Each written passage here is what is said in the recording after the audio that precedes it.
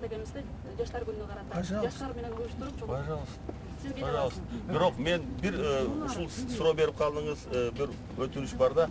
Айрыкча Азаттык плюс анан ыңгайсыз суроолорго чакырганда мен көп постоянно көрүп калам. Мындай болуп калат да, сиздер жактан чакырган мейманыңар ошол маселе боюнча жакшы даярданып келет. А өкмөттүн өкүлү эмнегедир же начар даярданып келет, же билбей калабы билбейм. Берген суроолорун карап отура албайм да бир жеримде. Не деп сүйлөп атат тиги, андай эмес деп. Просто кыжырың келет, ачык айтканда. То есть мен эмне дегим келет? Бир маселе боюнча чакырганда, экинчи жакты да ошо маселени билген, түшүнгөн, ошо деңгээли жогору кишилер чакырсаңар, жалпы элге ошондо түшүнүктүү болот, кызыктуу болот.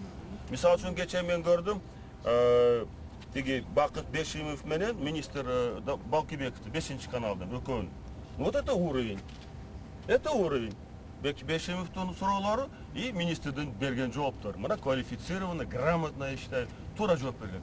А ошол мезгилде Бешимовго башка бир ошол системаны түшүнбөгөн бирөөнү берсеңер, онбой атам раз карамсал, бүт энергетиканы тебелеп тепсеп коймок. Ушундай өтүнүш да.